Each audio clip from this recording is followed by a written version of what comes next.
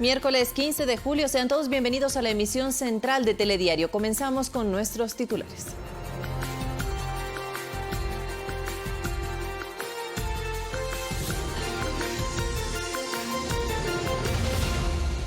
Esta semana se designará al nuevo vicepresidente de la República con los candidatos que conforman la terna enviada por el Ejecutivo. El presidente de la Asamblea Nacional comprometió su apoyo y el de Alianza País para que María Paula Romo sea electa segunda mandataria. Los pedidos del Consejo Municipal de Quito al COE Nacional generan reacciones. La ministra de Gobierno aseguró que varias solicitudes planteadas están ya en vigencia y que otras dependen de la autoridad municipal. Varios estudios internacionales señalan que en Guayaquil se podría registrar un rebrote de coronavirus. Analistas médicos y autoridades se refirieron al tema. La Agencia Metropolitana de Tránsito creó una unidad para atender denuncias ciudadanas en contra de agentes civiles de tránsito. En lo internacional, la farmacéutica estadounidense Moderna anunció que su vacuna contra el coronavirus produce anticuerpos que neutralizan la enfermedad. Y en los deportes, los ciclistas Richard Carapaz y Jonathan Narváez, miembros del Team Ineos, viajan la tarde de este miércoles a Europa.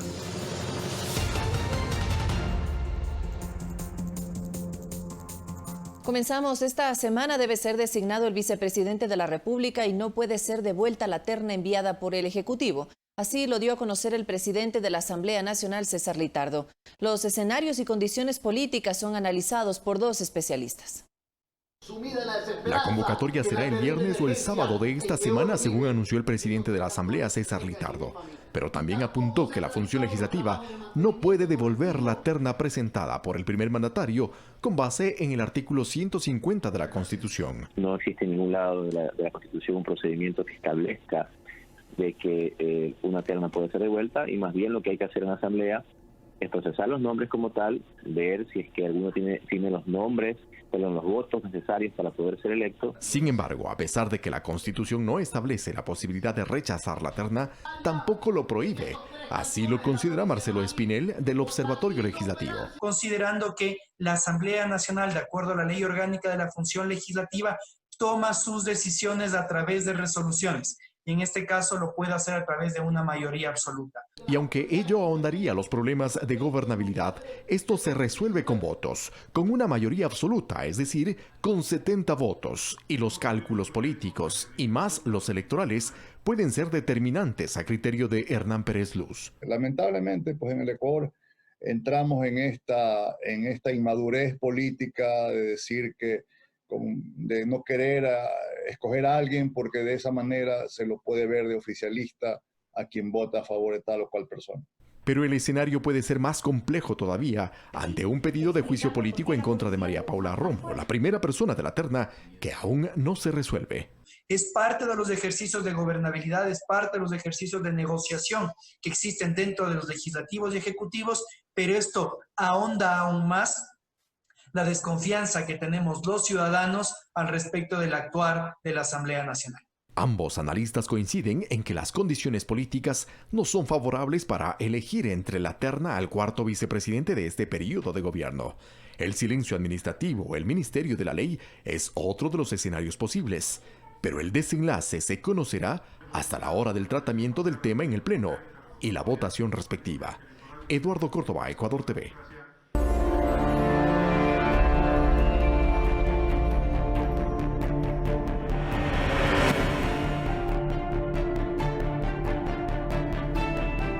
Los pedidos del Consejo Municipal de Quito al Comité de Operaciones de Emergencia Nacional ya generan opiniones. La presidenta del COE Nacional y ministra de Gobierno María Paula Romo dijo en una entrevista para Radio Centro de Guayaquil que algunas de las solicitudes del Cabildo Capitalino son medidas ya dispuestas y cuya efectividad depende del control municipal. Observaciones que desde ya podrían anticipar la respuesta del COE Nacional al pliego de pedidos del Consejo Metropolitano de Quito. Por ejemplo, el COE Cantonal decía, se solicita la prohibición de reuniones sociales. Eso ya está. En Quito nunca hemos autorizado las reuniones. La presidenta del COE Nacional y ministra de Gobierno María Paula Romo, en Radio Centro de Guayaquil, dijo este miércoles que esta postura no exime la preocupación de las autoridades sobre la situación en la capital. El gobierno nacional o la policía no puede hacerse cargo de todo el control. No podemos tener un policía al lado de cada ciudadano. Por segunda ocasión, el municipio de Quito solicitó la aplicación de la llamada Ley Seca, norma contemplada en el artículo 123 del Código de la Democracia, que en esencia establece la prohibición en la venta, distribución y consumo de bebidas alcohólicas. No estamos dando un tratamiento político a esto, porque esto es de la vida, salvar la vida. En una ocasión anterior ya se negó esta solicitud. El tema de la ley seca se analizó, la verdad es que la gente va a conseguir licor de todas maneras, las prohibiciones, insisto, no son tan productivas, más bien el orden de la gente, el autocontrol. Son criterios que no forman parte de una postura oficial del COE Nacional, instancia que debe reunirse y decidir al respecto. Sus resoluciones se conocerán en el transcurso de las horas. Javier Ceballos, Ecuador TV. Tras el incremento de COVID-19 en Quito, el municipio emprende la campaña Quito Sale Seguro con el objetivo de concienciar a la ciudadanía sobre los protocolos que se deben utilizar para evitar el contagio de este virus y la propagación de la enfermedad respiratoria. Escuchemos al director de Seguridad Ciudadana del Distrito Metropolitano, Alejandro Jaramillo. Como municipio de Quito y como Secretaría de Seguridad y Gobernabilidad hemos emprendido una campaña que se llama Quito Sale Seguro. Esta campaña es de corresponsabilidad ciudadana para reforzar con los 3 pasos de la vida, que es el correcto uso de la mascarilla, el lavado de manos y el distanciamiento social, y también el no consumo de alimentos en el espacio público. Esta campaña ya hemos estado en 7 parroquias y vamos a hacerlo en toda la ciudad de Quito, encaminado justamente a esto que se denomina Quito Sale Seguro. Mientras que de acuerdo a estudios internacionales, en Guayaquil se podría registrar un rebrote de coronavirus. Sobre este tema fueron consultados la alcaldesa de la ciudad, Cintia Viteri, y un epidemiólogo. La alcaldesa de Guayaquil, Cintia Viteri, al ser consultada por un posible rebrote de coronavirus, señaló: ni nosotros ni los extranjeros pueden decir absolutamente nada porque es algo nuevo. Ni siquiera saben cómo tratarlo porque cada vez cambian los medicamentos con los que se va tratando. Durante la pandemia, Guayaquil fue una de las ciudades más golpeadas por el COVID-19, registrando el mayor número de muertes diarias. Desde el pasado 10 de mayo, Guayaquil registra 0 muertes por COVID-19, producto de varias acciones emprendidas desde el Cabildo, como la sectorización de la ciudad. Nosotros tenemos la ciudad dividida y controlada para ir midiendo los casos de brote de COVID, aislándolos y medicándolos. Según estudios de la Universidad Lübeck de Alemania, se registran grupos de 110 personas que dieron positivo al COVID-19, con síntomas leves. En el 29% no se mostraron anticuerpos medibles en análisis 50 días posteriores a la infección. El médico infectólogo Washington Alemán destaca: el hecho de que haya o no haya un rebrote va a depender de las acciones que cada ciudad o cada país tome. Las proyecciones nos sirven a los técnicos para tratar de establecer cuál sería la velocidad de en este caso de la pandemia. Alemán también indica que Guayaquil estaría preparada para afrontar el aumento de casos que se podrían registrar debido a la reapertura económica y señala la importancia de la corresponsabilidad. Comienzas a abrir transporte, comienzas a dar más libertad para que la gente se reúna, vas a tener más riesgo de que aumenten casos, pero ahí necesitamos la ayuda de la comunidad. En Guayaquil, Guadalupe Ayoví, Ecuador TV. Un estudio que realizó la Universidad Británica sugiere que la inmunidad del coronavirus dura aproximadamente 3 meses. El epidemiólogo de la UDLA, Rodrigo Enríquez, señala que los casos que se reportan como reinfecciones en realidad son una reactivación del virus. Según una investigación de la Universidad King's College de Londres, reveló que la inmunidad de los pacientes que dieron positivos al COVID-19 disminuyó drásticamente en 3 meses, lo que sugiere que el virus podría reinfectar a las personas año tras año, como los resfriados comunes. Rodrigo Enríquez, epidemiólogo de la Universidad de las Américas, explica que los resultados de estos estudios pueden ser discutidos en parte, pues señala que los casos que se reportan como reinfecciones en realidad son una reactivación del virus. Una persona no logró eliminar por completo el virus y cuando se presentan condiciones adecuadas, por ejemplo una baja en la respuesta de defensa, se vuelve a multiplicar el virus o a replicar el virus y esto simularía una nueva infección. Explica que en teoría, los pacientes que contrajeron el virus podrán volverse a infectar por una aparente baja en los niveles de anticuerpos que destruyen el virus, pero también considera importante tener en cuenta que muchos de estos resultados pueden obedecer a una falla en la toma de las muestras que no detectaron el virus en un principio. Si una muestra no está bien tomada, podría dar un resultado negativo, y cuando la persona se repite la prueba, podría dar positivo, porque el virus siempre estuvo allí. En Ecuador existen más de 5.900 pacientes recuperados. Te soy sincero, estoy bastante asustado. Tengo miedo de volver a contagiarme, tengo miedo de que si llegara a pasar eso no pueda superar esta enfermedad. Ante la incertidumbre, el especialista recomienda mantener las medidas de bioseguridad, como el uso de mascarillas y el distanciamiento social. Juan Carlos Figueroa, Ecuador TV. Una segunda sala de triaje para pacientes respiratorios será habilitada en el Hospital Carlos Andrade Marín para evitar que los pacientes permanezcan afuera de la casa de salud. Este hospital, como otros, está al tope de su capacidad y nuestra compañera Valeria Villarroel nos informa más al respecto. Valeria. Buenas tardes, Vanessa y amigos televidentes. La situación en el Hospital Carlos Andrade Marín, ubicado en el centro norte de Quito, no es diferente a las demás casas de salud de la capital. Las áreas de emergencia, hospitalización y cuidados intensivos están llenas. Sin embargo, esta casa de salud también atiende a pacientes con otro tipo de enfermedades. Hicimos un recorrido por el área de emergencia y constatamos que hay pacientes o contagiados que esperan por una cama varios días. En el Carlos Andrade Marín en los próximos días se habilitará una segunda sala de triaje para personas con síntomas respiratorios que contará con equipos de oxígeno. Escuchemos las declaraciones del coordinador de áreas críticas, Edison Ramos. El examen más rápido que nosotros hacemos ante una manifestación respiratoria es la tomografía. Con la tomografía nosotros vemos incluso la severidad de la toma de la enfermedad. En el hospital se saturó ya hace varias semanas. La capacidad destinada para COVID en este hospital son de 175 camas, casi todo el tiempo llenas. Amigos televidentes, contarles que 56 respiradores mecánicos cuenta este hospital, pero el 70% de estos equipos ya cumplieron su vida útil. Sin embargo, están operativos con mantenimientos frecuentes. Desde marzo hasta hoy, 226 pacientes han ingresado a las salas de cuidados intensivos, de los cuales 103 han fallecido en esta casa de salud.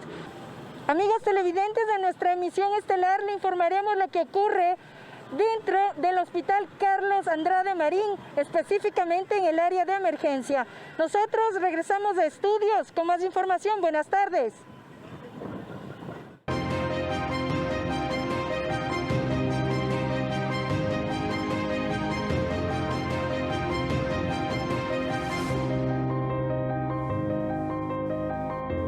Y le contamos que avances significativos se registran en el desarrollo de vacunas contra el nuevo coronavirus. Los primeros reportes de pruebas realizadas en humanos permiten, según los científicos, hablar de la seguridad y la buena tolerancia de los inmunizadores. El desarrollo de un inmunizador contra el nuevo coronavirus avanza de forma acelerada pero exitosa. La Organización Mundial de la Salud informó que hasta el pasado mes de junio se desarrollaban 140 investigaciones sobre la vacuna, y al menos 20 de ellas se encontraban en fase preclínica. Para julio se conocieron los primeros resultados. Estados Unidos informó que el proyecto desarrollado por los Institutos Nacional de Salud y la empresa Moderna mostró los resultados esperados en las primeras pruebas en humanos. Fortalece el sistema inmune para evitar el contagio con el virus y crea anticuerpos a niveles comparables a los de quienes sobrevivieron a la enfermedad. En cuanto a los efectos secundarios, se observaron síntomas leves como fatiga, escalofríos, dolor de cabeza y en el lugar de la inyección. Pero los investigadores sostienen que los hallazgos apoyan el resultado ulterior de esta vacuna, por lo que a finales de mes iniciarán las pruebas masivas en más de 30.000 voluntarios. Mientras tanto, este miércoles Rusia dio el alta al primer grupo de participantes de la prueba clínica, que demostró que los componentes de su vacuna son seguros y bien tolerados por humanos. La inmunidad está funcionando bien, se están creando anticuerpos, están protegidos contra el coronavirus. La vacuna desarrollada por el Ministerio de Defensa de Rusia y el Centro Nacional de Investigación de Epidemiología y Microbiología Gamaleya se probó en 38 personas que, aunque permanecerán bajo supervisión médica constante, confirmaron los resultados positivos del inmunizador experimental. Sabemos que estamos 100% protegidos y no tenemos miedo de salir después de esto. De esta forma, la vacuna que detenga el virus SARS-CoV-2 se ve cada vez más próxima. Coralía Pérez, Ecuador TV. Mientras tanto, en Brasil, el grupo Fiocruz Minas, que se dedica a la investigación científica, trabaja en una vacuna para la COVID-19 y espera durante semanas por un pedido a Estados Unidos para comenzar las pruebas de efectividad. La solicitud se realizó en abril y consiste en 3 parejas de ratones transgénicos, uno de los pocos en el mundo capaz de ser infectados por el virus que causa el COVID-19. El K18AC2, como se denominó al ratón vendido por la institución, fue modificado de manera genética precisamente para ser infectado por SARS-CoV-2 y por lo tanto es un elemento fundamental en la investigación que involucra al nuevo coronavirus. Esto mientras que la Organización Panamericana de la Salud busca que los países más vulnerables de Latinoamérica puedan acceder a una vacuna contra la COVID-19 de forma subsidiada en un momento en que la región concentra un 60% de los nuevos casos. La directora de la OPS, Carissa Etienne, expresó que el Fondo Rotatorio para Vacunas tiene un papel estratégico que desempeñar en el acceso a una vacuna único para las Américas, que es la única región con un mecanismo compartido para comprar y entregar vacunas. Si nos comportamos como bloque, los Estados miembros de la OPS se van a beneficiar de nuestros conocimientos especializados de índole técnica, así como de nuestras décadas de experiencia para obtener y distribuir vacunas de manera rápida y eficiente. Además, vamos a garantizar que el proceso sea lo más inclusivo posible, ya que asignaremos las dosis de manera equitativa entre los países que participen. La OPS va a trabajar con nuestros Estados miembros para establecer las mejores estrategias de vacunación y fortalecer y adaptar los sistemas que se pueden llegar a necesitar para repartir estas nuevas vacunas. 13 horas 17 minutos, revisamos otros temas de su interés y le contamos que una ciudadana extranjera reportada como desaparecida en la zona de Montañita fue hallada por la Policía Nacional. La mujer presentaba heridas leves producto de una caída en el acantilado de Salango en la provincia de Manabí y en las próximas horas será trasladada a Quito para abordar un avión y retornar a su país natal. La joven alemana que fue reportada como desaparecida el pasado 9 de julio en la provincia de Santa Elena fue localizada la tarde de este martes en el perfil costanero del norte de la península, gracias a un recorrido aéreo realizado por el helicóptero de aeropolicial. La joven extranjera de 23 años fue divisada desde el aire en el acantilado de Salango, ubicado entre las poblaciones de La Entrada y La Rinconada, zonas limítrofes entre las provincias de Manabí y Santa Elena. María Paula Romo, ministra de Gobierno, informó sobre la localización de la joven y agradeció a la Policía Nacional por las operaciones de búsqueda implementadas. Agentes de la Dirección Nacional de Delitos contra la Vida, Muerte y Secuestros de INASED realizaron el traslado a la ciudad de Guayaquil. Fausto Olivo, director de la institución, dio detalles del rescate realizado. Con una operación de riesgo, toda vez que el helicóptero no tenía las condiciones como para poder aterrizar. La chica se encuentra en buenas condiciones, sin embargo, según nos refiere, estuvo alimentándose con vegetación del lugar porque no tenía forma de salir de ese sitio. En su cuenta de Twitter, Rodolfo Vaquerizo, coordinador zonal 8 del Ministerio de Inclusión Económica y Social, mencionó que se realizaron gestiones para brindarle albergue a la ciudadana alemana para que pase la noche y este miércoles está viajando a la capital para tomar un vuelo de regreso a su país. Carlos Flores, Ecuador TV.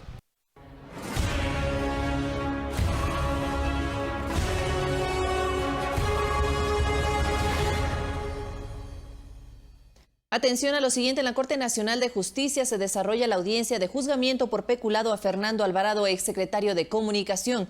Nuestra compañera Olga Velasco se encuentra en el lugar con los detalles de esta información. Olga, buenas tardes. Buenas tardes, así es, a las 9:30 inició la audiencia de juzgamiento en contra del exsecretario de Comunicación Fernando Alvarado y los exfuncionarios públicos Pablo Llanes y Galo Pacheco, así como del ex proveedor de la SECOM Carlos Bravo, acusados del delito de peculado. En los alegatos de apertura, el fiscal general subrogante Wilson Toainga indicó que demostrará que los 4 procesados ocasionaron un perjuicio al Estado al realizar contrataciones presuntamente irregulares de servicios de comunicación para el mejoramiento de los enlaces ciudadanos. Este caso inició con un informe de la Contraloría que analizó la gestión en la SECOM entre junio de 2013 y mayo de 2017, determinando que Alvarado, en su calidad de secretario de Comunicación, inobservó normas legales para la contratación de personal y proveedores. Actualmente, Fernando Alvarado está prófugo de la justicia luego de retirarse el dispositivo electrónico que portaba como medida cautelar y salir del país rumbo a Venezuela en el año 2018. Al momento, la Fiscalía inició con la presentación de sus testigos ante el Tribunal Penal conformado por los jueces Iván León, Daniela Camacho e Iván Saquicela. Estaremos pendientes de los detalles que se desarrollen en esta diligencia y se los presentaremos en el noticiero de la noche. Pero antes de retornar a estudios, queremos indicarles que el Tribunal de Apelación en el caso Sobornos 2012-2016 ya fijó una fecha para dar a conocer su resolución y fijó justamente para el próximo lunes 20 de julio a las 9 horas la reinstalación de esta diligencia, donde darán a conocer de forma oral su resolución ante los elementos planteados por las 20 personas que son procesadas y que fueron sentenciadas a 8 años de prisión por cohecho agravado, entre ellas el exmandatario Rafael Correa. Estaremos también pendientes de esas diligencias. Continuamos en estudios con más. Buenas tardes. Gracias, Olga, por tu informe. Y al volver de nuestra primera pausa le contaremos sobre la resolución de la Corte Constitucional respecto a un posible descuento de las pensiones de los jubilados. Así que quédese con nosotros aquí en Telediario.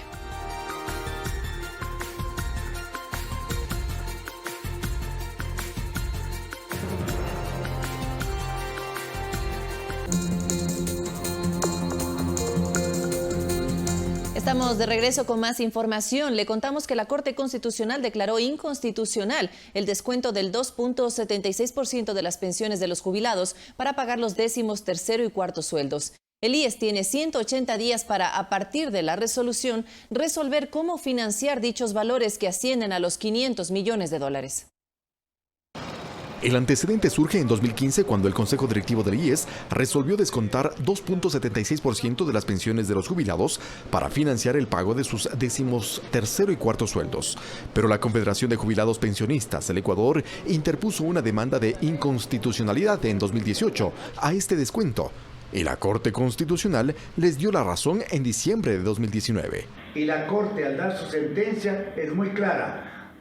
Les da 180 días de plazo para que encuentren el financiamiento para estos descuentos. Un plazo para poder realizar los estudios actuariales y financiar unos 500 millones de dólares anuales que provendrían de los aportantes por disposición de la misma Corte. Quienes estamos pagando por 12 meses para recibir en el futuro 14 meses de sueldos. Por efectos de la pandemia, los plazos se corrieron y vencen en septiembre, pero al mismo tiempo se plantean otras exigencias. Exigimos a las autoridades que pidan al gobierno que cumpla con la obligación que tiene de pagar sobre 1.500 millones que debe del 40% y sobre 3.500 millones de salud, sin contar con la mora patronal. Es nuestra obligación como Consejo Directivo tomar una decisión final con el menor impacto posible.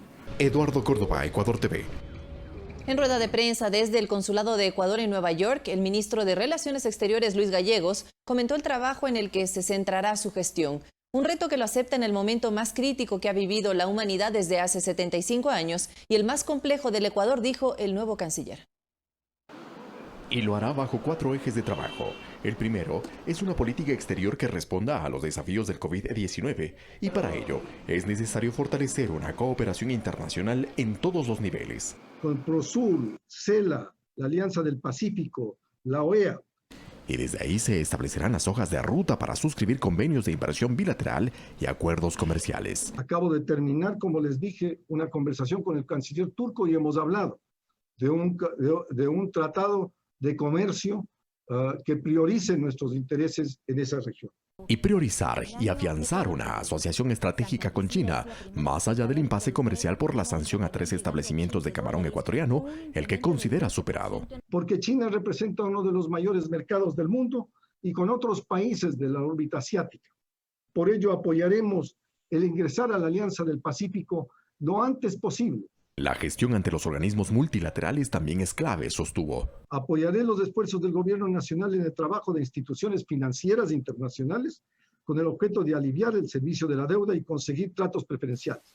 Comentó que ya se reunió con el secretario general de la ONU y que en las próximas horas tendrá un nuevo encuentro. Para tratar de un programa más amplio de cooperación de los 50 millones que la ONU y las agencias de las Naciones Unidas entregan al Ecuador, en beneficio no solo de la salud del pueblo, sino el regreso a una economía que permita sustentar los trabajos que hemos perdido. Finalmente dijo que sus esfuerzos también se dirigirán a proteger los derechos de los hermanos ecuatorianos migrantes, cuya situación es más compleja en el marco de la pandemia. Eduardo Córdoba, Ecuador TV. La Fundación Charity Anywhere, con sede en Estados Unidos, donó al Ecuador 26.000 ayudas técnicas e insumos médicos que servirán para la protección en el trabajo que realizan efectivos de la Policía Nacional en territorio y del Servicio Nacional de Aduana del Ecuador en la lucha por evitar la propagación del COVID-19.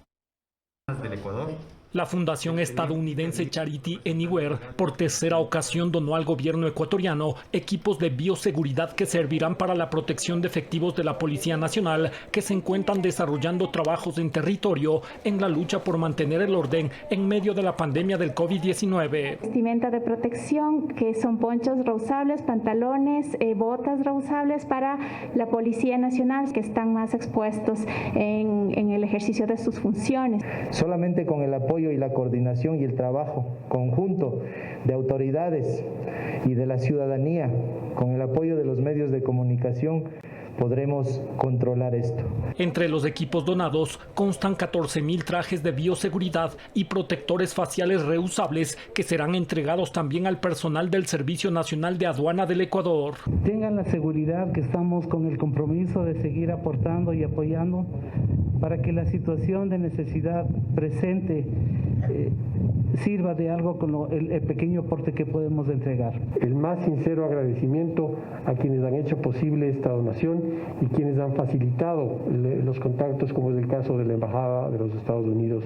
Son más de 26.000 ítems donados, valorados en $360.000, entre los que se destacan sillas de ruedas que serán destinados a albergues para la atención de grupos vulnerables, así como alimentos no perecibles para atender a más de 5.000 personas de escasos recursos económicos. Los instrumentos, las sillas que están acá para ayudar a la población son muestras muy claras de ese trabajo mancomunado, de esa preocupación y de ese cariño que nos tenemos entre todos. Santiago Tello, Ecuador TV.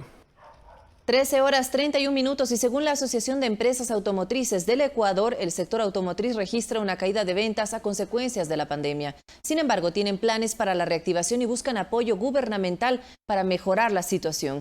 Nuestra compañera Verónica Rivadeneira se encuentra en una concesionaria y nos amplía esta información. Verónica, muy buenas tardes. Buenas tardes, así es, el sector automotriz fue uno de los más golpeados por la pandemia y se estima una contracción de ventas en 49% y en meses como abril la cifra alcanzó 94%. Escuchemos a Genaro Baldión, presidente de la Asociación de Empresas Automotrices del Ecuador, sobre las acciones que han planteado para la reactivación del sector. Hoy se han dejado de facturar $1.200 millones durante este primer semestre, solo como impacto directo de la emergencia sanitaria. Y varios factores hoy entorpecen esta dinámica de reactivación. La alta carga tributaria que soporta el sector automotor, la dificultad de acceso al financiamiento también, o el costo elevado del financiamiento para las actividades comerciales automotrices en particular, derivado de una serie de medidas también, varias de ellas que provienen de políticas de Estado. La carga tributaria, por un lado, pues que es la más alta de la región, pues deriva definitivamente en unos altos precios de los vehículos en el país. Por otro lado, unas restricciones que tenemos hoy por parte de la Junta de Política Monetaria y Financiera que duplican el costo del financiamiento de los vehículos y hemos propuesto la eliminación de este tipo de trabas antitécnicas y que únicamente van en detrimento del ciudadano y de la actividad productiva.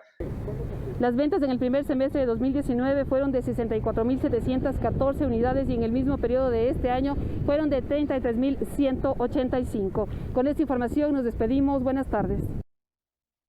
Gracias, Verónica. Y en otro ámbito de la información les contamos que actualmente hay 6 investigaciones abiertas en contra de agentes de tránsito por faltas graves, entre ellas el cohecho.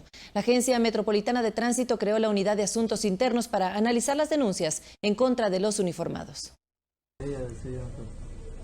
Estas imágenes se hicieron virales el pasado 9 de julio en las redes sociales, pero no fueron las únicas. Por ello, la Agencia Metropolitana de Tránsito creó la Unidad de Asuntos Internos para analizar los casos de cohecho, concusión u otras faltas disciplinarias en entidad. Los cuales evalúan y verifican el tipo de denuncia que ha llegado hacia cualquiera de los señores agentes civiles de tránsito. Actualmente hay 6 investigaciones abiertas. Antes de la pandemia se sancionó a 20 agentes por faltas graves y muy graves. El Código Penal Integral sanciona el cohecho con una pena privativa de libertad de 3 a 5 años. 1.647 uniformados de la Agencia Metropolitana de Tránsito forman parte de un proceso de capacitación en áreas como ética y moral, resolución de conflictos y de conducción en manejo de crisis. Son compañeros agentes civiles de tránsitos que pertenecen a grupos élites de la Agencia Metropolitana. Imágenes como estas se repiten a diario en las calles de Quito. Los agentes creen que es usual en su profesión la falta de respeto a la autoridad y las normas de tránsito. Únicamente tratamos de cumplir y hacer cumplir la ley de tránsito, asimismo las normas establecidas para poder conducir un vehículo a motor. Para las mujeres agentes es difícil abrirse campo en un medio ocupado por hombres. Es grande la diferencia, sí, ya que 2 mujeres a 15 hombres es bastante. Pero la Agencia Metropolitana se caracteriza siempre por la equidad de género. Hasta el momento, 372 agentes de tránsito fueron capacitados sobre ética y moral. María Elena Vaca, Ecuador TV. Y atención a lo siguiente, si usted transita por el peaje de la autopista General Rumiñahui en el nororiente de Quito y todavía no posee el TAG, le contamos que no habrá multas y recargos hasta el 15 de agosto. Carla Arcentales desde este punto nos tiene más información hasta ahora. Carla, cuéntanos. Así es, buenas tardes Vanessa. En efecto, son varios los usuarios que han tenido algunos inconvenientes para poder adquirir el TAG de la autopista General Rumiñahui. Algunos de ellos han sacado cita online, pero les dan cita para después del 15 de agosto. Para hablar precisamente de estos inconvenientes que ha tenido la ciudadanía, me encuentro junto a Diego Valverde, él es coordinador del peaje de la autopista. Buenas tardes, cuéntenos un poco cómo la ciudadanía puede solucionar estos inconvenientes. Ya, buenas tardes. Justamente a los señores usuarios que tienen citas para agosto o septiembre, lo pueden hacer inscribiéndose directamente en la página de pichincha.gov.es y una vez que lo hagan, podían hacer un tipo de postpago hasta el momento que tengan que adquirir el TAG directamente con el turno. Podemos observar que hay varios vehículos estacionados en el sentido Quito-El Valle. Muchos de ellos tienen miedo de poder pasar por el peaje para tener recargas, para obtener sanciones. ¿Qué pasa con estos usuarios? Ya, los vehículos que vemos que están parqueados son muchos de las personas que tienen que ya adquirir el TAG y están justamente en este momento a hacerlo. A los señores usuarios hay que indicarles que a partir del 15 de agosto se comenzarían con las multas. Este momento solamente tienen que hacer la cancelación de cada pasada. ¿En dónde pueden hacer la cancelación? ¿Y cuánto es la multa en el caso de que no realicen este trámite? Al momento se lo puede hacer la cancelación de las pasadas, sea en edificio central, aquí en el peaje o en Intervalles, y próximamente con entidades privadas que estamos terminando de hacer los convenios. El valor de la multa es del 15% de un salario mínimo. Perfecto, muchas gracias Diego por la información. Se recuerda a toda la ciudadanía informarse a través de canales oficiales y en el caso de que necesiten hacer algún trámite, acercarse obligatoriamente con la mascarilla y para hacer la homologación del TAG, por favor no se olviden de portar su cédula de ciudadanía y además la matrícula del vehículo. Con esta información retorno a estudios. Buenas tardes.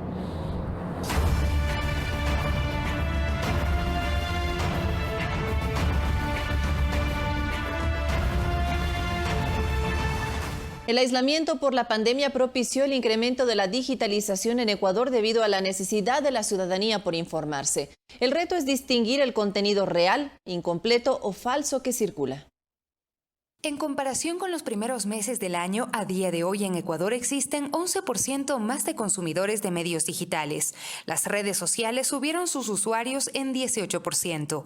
La sorpresa fue TikTok, con más de 1.4 millones de cuentas en enero de 2020, y Twitter ganó un 60% de usuarios activos en estos últimos meses, asegura Juan Pablo del Alcázar, experto en negocios digitales y docente universitario. La pandemia ha acelerado el uso de medios digitales y también la búsqueda de fuentes confiables. Hablamos de más de 13.8 millones de usuarios de Internet, como consecuencia y terreno fértil para la proliferación de noticias falsas, apunta Sergio Jiménez Masure, asesor de planificación de estrategia digital. Es un tema muy complicado porque obviamente influye a nivel político y lo hemos visto en elecciones recientes en muchos países donde bueno, pues hay esfuerzos económicos y mediáticos tremendamente importantes para posicionar idearios e ideología. Estos contenidos pueden ser creados directa o indirectamente por políticos, agrupaciones sociales, empresas o usuarios particulares. Y está tomando relevancia cada vez más para que las plataformas controlen, limiten o prohíban este tipo de publicidad con fines políticos. Además, cuando ingresamos al mundo digital, nos encontramos con personas con nombre y apellido y trolls que están dispuestos a posicionar esas ideas y a favorecer una opinión, una corriente de opinión u otra, sin tener que dar la cara o existir y tal, y por tanto pues dando cierta sensación de impunidad. Cabe en los usuarios un mea culpa, ya que nuestra huella digital pasa a alimentar la metadata que puede ser mal utilizada. ¿Qué quiere decir esto? Que yo puedo dirigir contenido específico a la gente que le gusta un tema puntual o que demuestra afinidad con cierto tipo de usuarios. La reflexión queda para los internautas sobre cuánta información queremos exponer y qué tan responsables somos con lo que llega a nuestros dispositivos. Sofía Montoya, Ecuador TV. Y en este mismo tema, el Ministerio de Telecomunicaciones y los alcaldes de Saraguro, Jama y Macas firmaron un acuerdo para proveer internet gratuito a sus comunidades. El proyecto busca facilitar el acceso a la educación, salud y otros servicios para personas que viven en sectores rurales. El convenio de conectividad comunitaria beneficiará a las comunidades del sector rural de los municipios de Saraguro en Loja, Macas en Morona y Jama en Manabí. Teníamos un gran reto al inicio, 394 parroquias que nunca en la vida han estado conectadas, solo con gestión. Hemos logrado que se comparta la infraestructura, que era uno de los primeros hitos, el compartimiento de infraestructura de las operadoras entre CNT, Claro y Movistar. Tenemos todavía un reto que son 250 parroquias más a conectar, y creo que la alianza que firmamos con ustedes hoy día es importantísima para conectar por lo menos 60 o 70 parroquias, puntos, lugares o ciudades del país. El proyecto busca alcanzar en especial al sector educativo, que en esta época de pandemia ha sido uno de los más afectados por la falta de acceso al Internet, pero también al sector productivo. Contamos este rato en esta parroquia con el mejor café de la provincia de Loja, con una zona altamente ganadera, altamente productiva, pero lastimosamente no tenían este servicio de conectividad. Cada municipio invertirá cerca de $4.000 para brindar el servicio. Nosotros somos 25.000 habitantes dentro de nuestro territorio cantonal, y espero que el 72% de la población rural, que es la que está en este caso ansiosa de tener la conectividad al mundo, pueda beneficiarse. De principio son 21 comunidades que van a ser beneficiadas con este proyecto, el 80% de la etnia Shuar. Durante el evento, el ministro de Telecomunicaciones también desmintió la eliminación de los infocentros. Mariuxi Buenaño, Ecuador TV.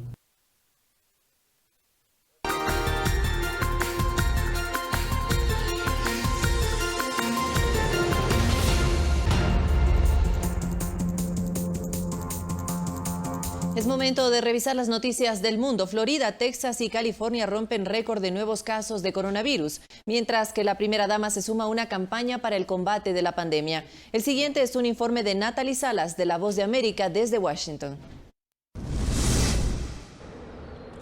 California, Florida y Texas rompieron juntos un récord en medio de esta pandemia, aportando más de 30.000 nuevos casos según los datos de los Centros para el Control y Prevención de Enfermedades. Las nuevas cifras de contagios y muertes en Florida han hecho que los republicanos incluso anunciaran planes para mover su convención nacional a espacios exteriores, aunque todavía se mantendría en Jacksonville.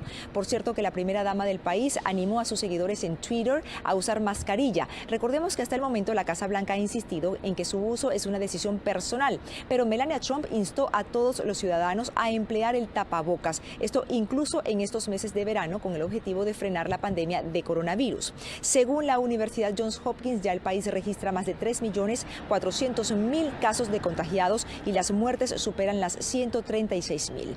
Y en otros temas, el más reciente estudio publicado por el Centro de Investigaciones Pew concluyó que los hispanos en Estados Unidos alcanzaron un récord de 60.6 millones, lo que representa el 18% de la población del país y revela una fuerte relevancia de esta comunidad en los próximos comicios presidenciales de Estados Unidos.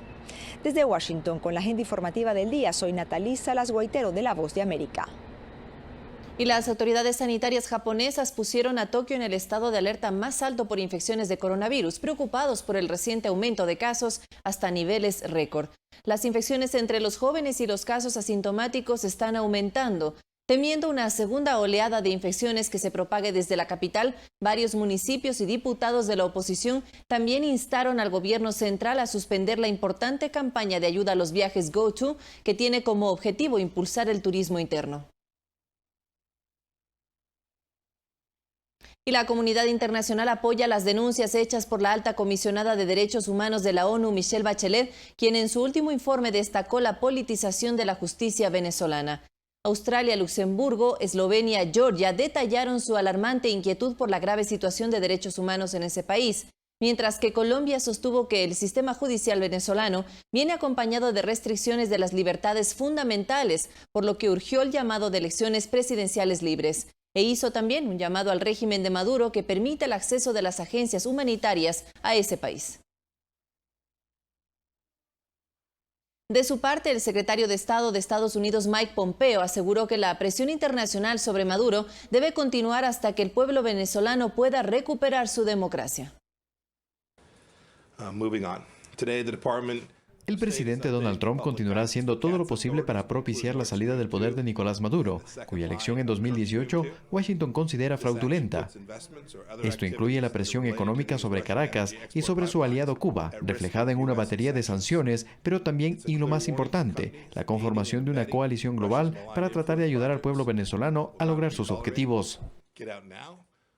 13:56 y el presidente de Perú, Martín Vizcarra, renovó a su gabinete de ministros en medio de una baja en la popularidad debido al fuerte golpe sufrido por la economía del país debido a una larga cuarentena para frenar el coronavirus.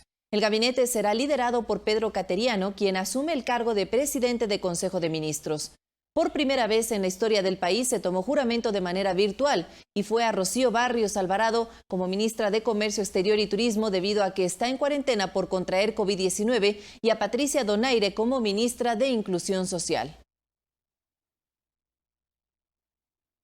Le contamos también que un juez federal de Estados Unidos detuvo la que sería la segunda ejecución federal debido a que los abogados del prisionero argumentaron que el hombre sufre demencia y por lo tanto no debe ser ejecutado, revelaron los documentos judiciales. Según la jueza Tania Chuptán, a través de una orden se detiene temporalmente las ejecuciones federales para darles a los prisioneros más tiempo para los desafíos legales al gobierno para las inyecciones letales.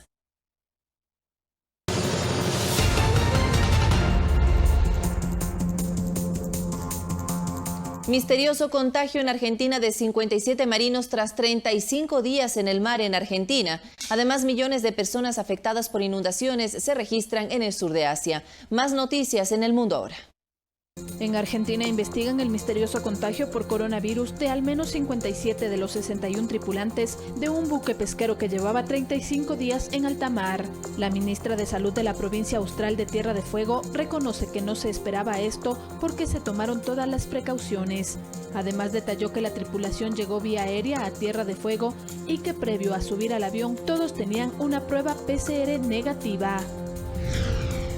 El presidente de Estados Unidos, Donald Trump, dijo durante una conferencia de prensa en la Casa Blanca que muy pronto firmará una ley migratoria muy poderosa, basada en méritos y fuerte con la frontera. Añadió que se ocupará también de los beneficios del programa migratorio de protección de menores conocido como DACA de una manera muy republicana. Cerca de 4 millones de personas se han visto afectadas por las inundaciones que han causado los monzones en el sur de Asia. Según fuentes oficiales, 1/3 de Bangladesh está bajo el agua tras las intensas lluvias en una década. Mientras que las autoridades chinas movilizaron al ejército para intentar frenar las inundaciones que han causado más de 140 muertos o desaparecidos en la cuenca del río Yangtze, donde no se producían precipitaciones de este tipo desde hace varios años. Una mujer de 101 años que padeció COVID-19 fue dada de alta tras 36 días en el Hospital Aeronáutico Central en Argentina, del que se retiró entre aplausos y flores obsequiados por el personal de salud de ese centro asistencial. La institución publicó un video que registró el momento en que Irene Vindí se retiraba del hospital. La abuela atravesó momentos muy delicados de salud que lentamente fue superando. Fernanda de la Bastida, Ecuador TV.